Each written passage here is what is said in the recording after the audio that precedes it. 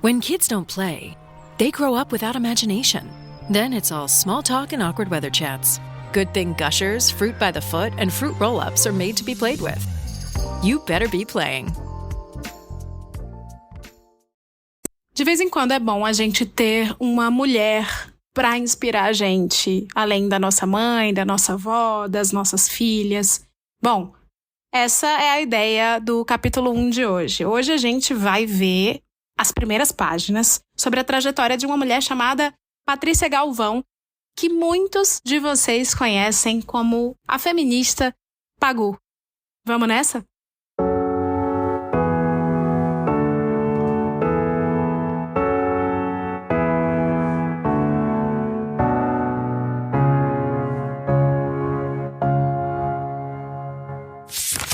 Patrícia Galvão, Pagu, militante irredutível.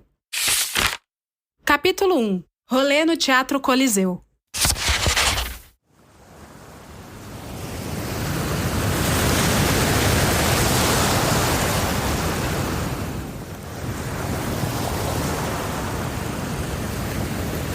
Primeiro eu conheci Patrícia Galvão.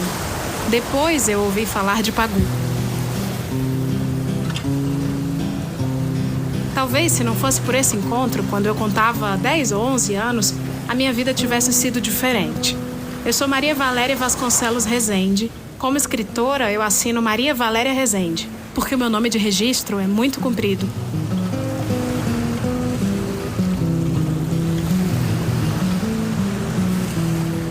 Nasci e vivi em Santos, depois no Rio de Janeiro e em São Paulo.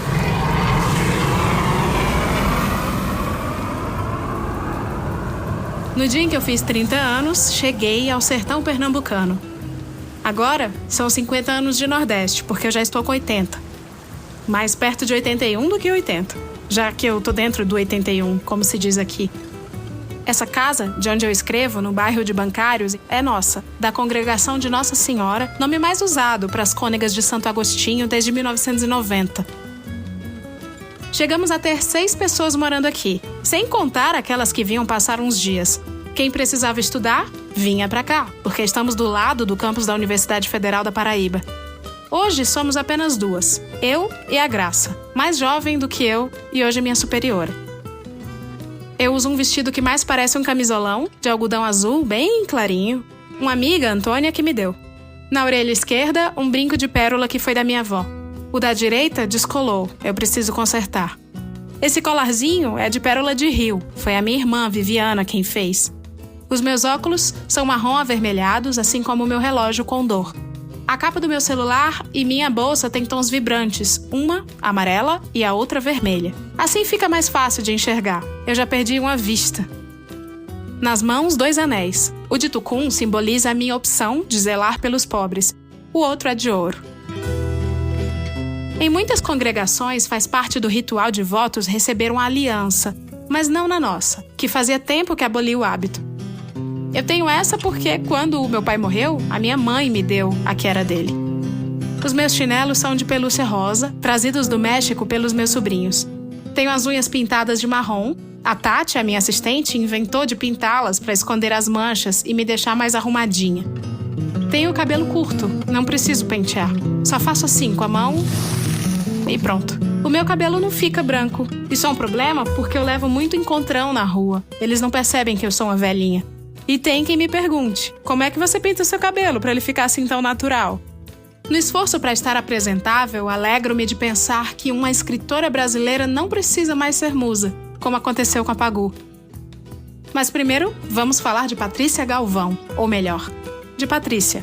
Para mim, era Patrícia. Eu vou contar tudo o que eu me lembro, ditando essas memórias ao gravador. Estou nesse canto do jardim que muitas vezes me serviu como lugar para ler e escrever, fumando meu cigarrinho. Quase não preciso tragá-lo. A Patrícia, que eu conheci, vivia em Santos. Havia uma casa de espetáculos privada, o Teatro Coliseu, que começou a funcionar no início do século XX. Uma beleza de construção, apesar da acústica pouco favorável, com camarotes, frisas e plateia. Havia também uma agremiação de cidadãos santistas, o Centro de Expansão Cultural, a qual se podia associar individualmente, e assim se adequaria a um lugar na plateia ou como família, com direito a uma frisa. Essa agremiação reunia recursos para receber companhias de balé, teatro e ópera europeias que viessem ao Brasil. Assim, antes de se apresentarem ao Teatro Municipal de São Paulo, passavam por Santos. Percorriam de navio o Atlântico Sul, parando pelas capitais brasileiras que tivessem espaço e público que pudessem recebê-los, e iam bater lá no Teatro Colón, em Buenos Aires. Lembro que às segundas-feiras, os teatros em São Paulo não funcionavam, mas o de Santos, sim, porque o Centro de Expansão Cultural levava o espetáculo para aquele dia. Então, muitas vezes, o nosso dia de teatro era segunda-feira. Conversei com meu amigo Sérgio Mamberti pouco antes da sua morte e ele se recordava disso. Tudo que chegava a São Paulo era apresentado em Santos. Meu pai deve ter sido o primeiro a associar a família ao Centro de Expansão Cultural, porque a Carolina Martins Costa, executiva da agremiação, morava em frente à nossa casa e era muito nossa amiga. Lembro que a gente vivia em seu quintal a subir nos pés de fruta. A nossa frisa fixa era a segunda à esquerda, quase em cima do palco. E a primeira, que ficava ao lado da nossa, era reservada para crítica. Que eu me lembre, era onde ficavam Patrícia Galvão e o seu marido, Geraldo Ferraz, ambos do jornal A Tribuna. Eu me lembro de existir uma muretinha entre as frisas. Eu ficava de um lado e ela do outro. Muitas vezes, Patrícia cochichava no meu ouvido para explicar as coisas que achava que eu não estava entendendo. De vez em quando ela dizia: nem presta atenção nisso, tá? Que é bobagem. Parece que foram muitas vezes, mas talvez não tenham sido tantas. É como funciona a memória das coisas que nos marcaram muito. E, no entanto, foi inesquecível. Estava saindo da infância. This summer, try the new Strato Frappuccino blended beverage at Starbucks. It's the classic blended iced coffee you know and love, now topped with a creamy layer of handcrafted brown sugar cold foam. Available for a limited time. Your Strato Frappuccino is ready at Starbucks. Does it ever feel like you're a marketing professional just speaking into the void? Well, with LinkedIn ads, you can know you're reaching the right decision makers. You can even target buyers by job title, industry, company, seniority, skills. Wait, did I say job title yet? Get started today and see how you can avoid the void and reach the right buyers with LinkedIn ads. We'll even give you a $100 credit on your next campaign. Get started at linkedin.com/results. Terms and conditions apply. Naquele tempo, a hora do intervalo era um momento especialíssimo. Todo mundo ia para o Salão Nobre, onde tinha o bar. Alguns ficavam por lá, fumando, conversando, se exibindo. Não era raro ouvi-la me chamar: vem comigo. Era o nosso rolê no Teatro Coliseu. A gente saía da frisa, subia um corredorzinho e ia lá para o Salão Nobre. E aí ela pegava uma bebida, o cigarro e íamos até uma janela. Havia uma espécie de terracinho onde se podia ficar. Patrícia me contava histórias e eu pensei a certa altura que ela as inventava para me distrair, mas eram todas verdadeiras. Os testemunhos das suas viagens, por exemplo, o imperador, que era da minha idade, pequeno como eu e que, coitado, era proibido de sair de casa. Vivia na cidade proibida como se fosse prisioneiro. Nos dava pena, a mim e a ela. Tinham ficado amigos. De quem falava? Ora, fui entender depois que era de Piuí, o último imperador chinês, a cuja coroação assistiu e de quem recebeu sementes douradas de soja. Por que me chamava para o Salão Nobre com ela? Talvez porque quisesse beber e fumar sem ninguém ficar chateando porque fazia mal para a saúde. Ela já não gozava de boa saúde quando chegou a Santos. Havia passado por todas as prisões, sofrido tortura, tentado suicídio, então provavelmente ficavam de olho, dizendo coisas como não fume, não beba. Antigamente, fumar fazia parte de você deixar de ser criança para virar adulto. Naquela época não existia o conceito de adolescência, ou se era criança ou adulto. Tinha aquele momento, agora você já é uma moça, fumava-se para marcar essa mudança.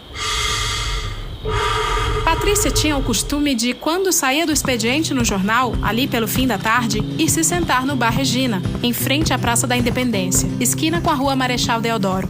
Atrás ficava o Cine Atlântico. O bar tinha um balcão extenso, aberto para a praça, e suas mesinhas e cadeiras metálicas de armar ocupavam o espaço da calçada. Tudo coberto por uma marquise de concreto. E ali, Patrícia ficava à disposição dos mais, ou menos, jovens envolvidos com arte e cultura. Lembro que ela fumava e tomava Cuba Libre. Acho que era isso mesmo. O meu amigo Pedro Bandeira, porém, se recorda de ela beber samba, que era um drink com cachaça e Coca-Cola. Era ali no Bar Regina que minha amiga Patrícia se sentava praticamente toda noite. E eu, mesmo menor de idade, já a frequentava porque eu me sentia autônoma desde muito cedo.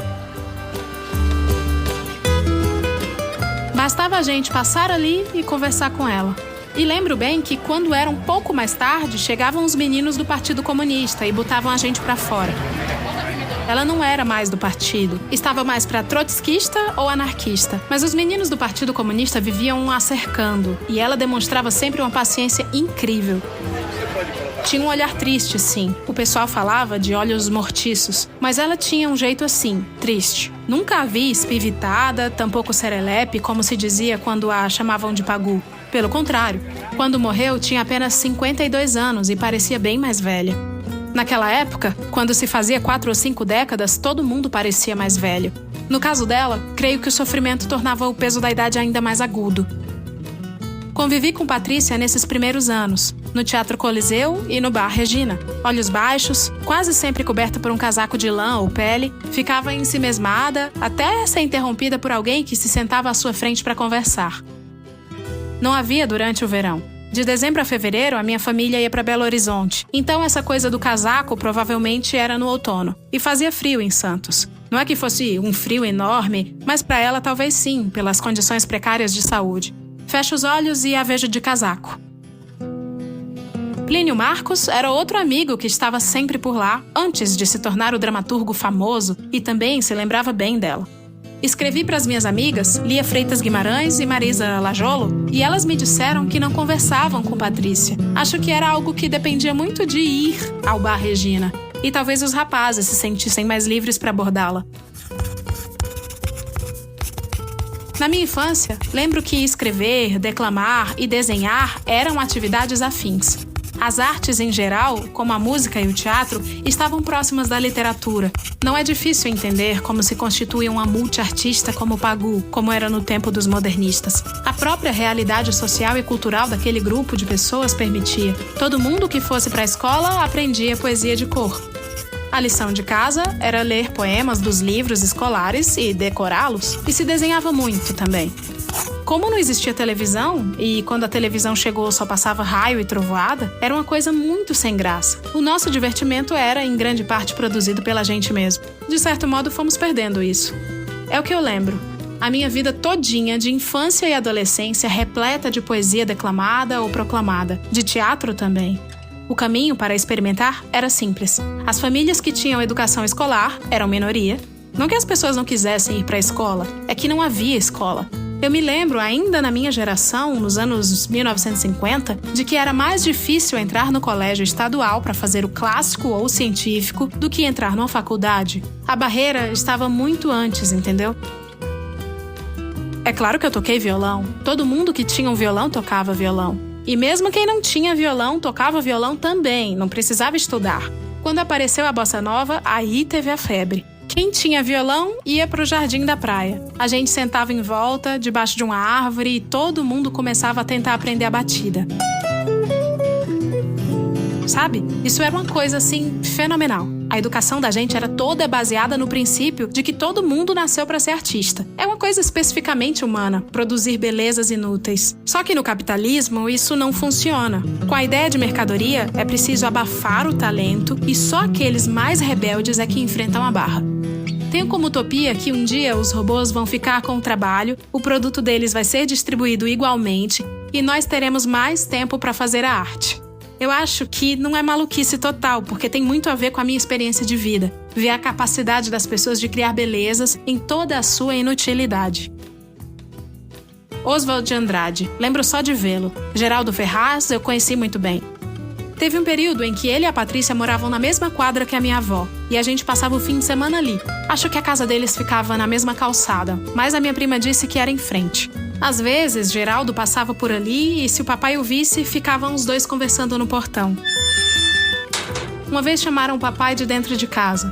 Um dia alguém comentou: estão ali o gordo e o magro conversando. Isso não acaba hoje. Sei que papai gostava muito do Geraldo porque ambos eram muito cultos. Naquele tempo, muito pouca gente lia. Tanto que a minha família, que tinha sido muito rica e perdeu tudo, eram os maiores comissários de café de Santos e sucumbiram na crise de 1929, vendeu tudo o que tinha. Os móveis, tudo, exceto os livros. Os livros chegavam pelos navios, que iam e vinham de todo lugar. Todo mundo ia visitar as embarcações, fazer compras lá, porque não era preciso pagar imposto. Era facílimo. Eu ficava sabendo dos lançamentos pelo rádio. Por exemplo, o novo da Simone de Beauvoir, O Segundo Sexo. Eu queria ler esse livrinho e o meu pai pediu para um comandante de navio trazer. E muitas vezes eu decidia ler esses livros franceses por indicação da minha amiga Patrícia. Não sei se você já viu o alojamento dos marinheiros em algum navio de carga. É uma coisa minúscula. São 3 beliches e depois tem uma estantezinha de 40 centímetros de largura. E o que o marinheiro fazia nas horas vagas? Tocava gaita de boca, sanfona e lia. Como as tripulações dos navios de carga eram basicamente internacionais, era preciso ter livros de várias línguas. Então, em uma travessia que levava 20 dias, eles já esgotavam os livros. Tinham sebos no cais de Santos, onde os marinheiros trocavam os exemplares. Assim, lá havia livros do mundo inteiro. Eu lembro de uma vez que eu achei, aos 12 anos, um livro chinês. Comprei. Cheguei em casa e todo mundo: o que você vai fazer com um livro chinês? Não pensei exatamente no que fazer com o livro. Só que ele tinha vindo do outro lado do mundo. Da China, imagine. Eu tinha um apreço por aquele livro chinês, sabe? E em Santos havia essa elite ilustrada. Tinha aquela coisa da internacionalidade, porque a cidade recebia gente do mundo inteiro. Primeiro, por causa do Porto do Café. Havia os portugueses. Depois tinham os japoneses que chegaram lá em 1908 e ficaram no sopé da Serra do Mar plantando banana e verdura. E estrangeiros de todo lugar. Na quadra em que eu morava, tinha gente de 8 nacionalidades diferentes, sabe? A criançada pulava de muro em muro, eram todos muros baixinhos, atrás de pés de frutas como abil, carambola e goiaba, e assim ouvíamos todas as línguas e também vocabulário próprio, cultivado em Santos. Jen has ordered a decadent seafood tower, king crab legs, lobster tails, and a waterfall of caviar. Pricey? You bet. But Jen worked with Empower on her savings and investment strategy and planned for splurges like these. She got good at money, so she can be a little bad. Ooh, champagne. Empower. Invest well, live a little. Start today at empower.com. Past performance is not indicative of future returns. Investing involves risk. You may lose money. Advisory services are provided for a fee by Empower Advisory Group, LLC, EAG, a registered investment advisor with the Securities and Exchange Commission. OMG, those shrimps are really jumbo. Eczema isn't always obvious, but it's real. And so is the relief from Ebglyss. After an initial dosing phase, about 4 in 10 people taking Ebglyss achieved itch relief and clear or almost clear skin at 16 weeks. And most of those people maintain skin that's still more clear at 1 year with monthly dosing. Ebglyss, lebrikizumab, LBKZ, a 250 milligram per 2 milliliter injection, is a prescription medicine used to treat adults and children 12 years of age and older who weigh at least 88 pounds or 40 kilograms with moderate to severe eczema, also called atopic dermatitis, that is not well controlled with prescription therapies used on the skin or topicals, or who cannot use topical therapies. Ebglyss can be used with or without topical corticosteroids. Don't use if you're allergic to Ebglyss. Allergic reactions can occur that can be severe. Eye problems can occur. Tell your doctor if you have new or worsening eye problems. You should not receive a live vaccine when treated with Ebglyss. Before starting Ebglyss, tell your doctor if you have a parasitic infection. Searching for real relief? Ask your doctor about Ebglyss and visit ebglyss.lilly.com or call 1-800-LILY-RX or 1-800-545-5979. Desde a Primeira Guerra Mundial, havia muitas mulheres europeias que trabalhavam como preceptoras. Meu avô teve 7 filhos e 5 eram mulheres. Não havia escola secundária para as meninas em Santos no começo do século, e ele não queria enviá-las para um colégio interno na capital. Então contratou uma senhora francesa e uma senhora alemã. As duas competiam entre si e nunca quiseram aprender a falar português, porque acreditavam que a sua missão era civilizar a nossa família. Eram pessoas de casa, e quando eu nasci, ainda estavam conosco. No meu bairro de infância, também haviam muitos judeus, vindos de tudo quanto é país, porque eu nasci durante a Segunda Guerra Mundial. O meu pai tinha amigos médicos fugidos do nazismo. Até conseguirem revalidar seus diplomas, era ele quem dava cobertura legal para que pudessem exercer medicina antes dos seus documentos estarem em ordem. Logo que acabou a guerra, o Porto de Santos começou a ser o meio do mundo. Observando bem, está no centro do Oceano Atlântico Sul. E agora eu vivo em João Pessoa, o extremo oriental das Américas. Sinto-me mais perto da África e da Europa do que de São Paulo. Não me refiro exatamente à distância em quilômetros, e sim ao sentido da localização. Nos entrecruzamentos está o meu destino, portanto. Meu pai não quis saber de café. Quando meu avô morreu, bem na crise internacional, meu pai estudava medicina no Rio e não conseguiu mais se manter. Como residente no Miguel Couto, recebeu uma oferta de emprego de faxineiro dos laboratórios. Das 7 ao meio-dia, estava na faculdade, na Praia Vermelha. Do meio-dia às 6 da tarde, atuava na residência médica do hospital no Leblon. Das 7 à meia-noite, fazia limpeza nos laboratórios em Manguinhos, um serviço para poucos, pois era preciso ter conhecimento para não estragar os experimentos. De volta a Santos, viu a mãe e as irmãs lecionando francês e alemão para os que tinham permanecido ricos. Meu pai estudava e andava pelas praias, pelos morros, atendendo o povo gratuitamente. A sensibilidade para com as injustiças eu adquiri em casa. E como papai gozava da reputação de gênio, tornou-se o médico de todos os médicos e ninguém precisava pagá-lo. Tanto acontecia isto que a gente nunca tinha dinheiro. Mas era uma vida aventurosa. Quando queria um sapato novo, papai me dizia: o sapato novo agora? Ou quer conhecer o Maranhão nas férias? Eu queria conhecer o Maranhão. A gente não tinha dinheiro, porém tinha um monte de coisas que o dinheiro não compra. Naquele tempo, nos anos 1950, era moda ser do Partido Comunista. Santos era uma cidade muito de esquerda por causa do porto e dos estivadores, historicamente conscientes de suas lutas e envolvidos nelas. Porto Vermelho era chamada de Moscouzinha. Então vários dos meus amigos adolescentes começaram a entrar para a juventude do Partido Comunista. Aí fomos ver o que era isso. Fui lá conversar. Olha, como é que é esse negócio de juventude comunista? Um amigo me levou e falou: se você quiser participar, se inscreva aqui. Venha para as reuniões. Você vai receber a formação e não sei o quê. Então tá ótimo. Eu respondi e assim foi que eu entrei. Já de volta em casa, contei: pai, entrei na juventude comunista. Ele falou: você perdeu a fé, minha filha? Expliquei: não, pai, não perdi a fé, mas eu quero ver o que é aquilo. Aí o meu pai disse: bom, então você precisa ler O Capital de Karl Marx. Perguntei: mas cadê ele? Ele respondeu: vou comprar. Mas não achou nas livrarias e acabou encomendando de um comandante de navio amigo dele. Fez o pedido por rádio. A gente usava muito esse meio para se comunicar. Era o que havia, né, naquele tempo. Ele pediu ao oficial que, se parasse por Marcélia, comprasse um exemplar, porque eu lia francês sem problema. Dali uns 20 dias o livro chegou e fui eu para a reunião com o exemplar. Quando me viu, o chefinho do grupo perguntou: mas o que é isso que você tem aí? E eu falei: é O Capital, de Karl Marx. Estou lendo. Ele encrespou: não, você não pode ler isso ainda não. Você não está preparada. Não está formada para isso, não pode. Você só pode ler isso quando o partido te der licença, não é assim. Tem que primeiro receber a formação para não interpretar errado. Eu logo respondi sem hesitação: quê? O meu pai, que é católico de comunhão diária, nunca me proibiu de ler nada e foi ele que me deu esse livro. Agora os caras não querem me deixar ler um livro. Não, tchau e benção. A juventude comunista não dava. E eu tinha uma amiga que estava na Juventude Estudantil Católica, uma associação muito ligada às questões sociais do país, de atuação vista muitas vezes como política. Perguntei para ela: na JEC, a pessoa pode ler a Bíblia? Ela disse: não só pode como deve. Tem que meditar todo dia sobre um trecho da Bíblia. Pensei: então eu vou para a JEC. Contei essa história do Marx para a minha amiga Patrícia Galvão, a Pagu, que me disse: fez muito bem. Nunca deixe um homem mandar em você. E completou: e se você for uma católica como seu pai, vai dar certo. Na sua frase, o reconhecimento do trabalho social intenso que o meu pai fazia como médico. Nunca me esqueci desse diálogo com ela.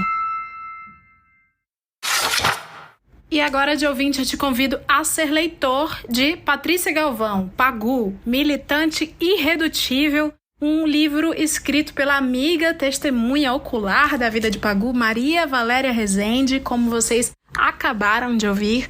Essas foram as primeiras páginas, o capítulo 1, mas tem um livro inteiro para você terminar sobre essa mulher incrível que movimentou o Brasil, o feminismo e o campo progressista, né, a esquerda neste país. Esse livro é da coleção Brasileiras. É uma coleção que ainda conta com outros nomes fodas que a gente admira, como Nied Guidon, como Bárbara de Alencar, lá do meu estado, Ceará, Conceição Evaristo, que a gente ama, Nara Leão, Lélia Gonzalez. Enfim, são próximos lançamentos dessa coleção icônica que eu acho que vocês já têm que começar a adquirir, aqui começando pelo Patrícia Galvão, É um livro de 155 páginas, muito facinho de ler, tá? E ele foi enviado aqui como um presente super carinhoso da editora do Grupo Editorial Record. Então, muito obrigada ao Grupo Record. Eu amei a leitura, espero que vocês tenham gostado também. A gente se vê no próximo capítulo 1. Até lá!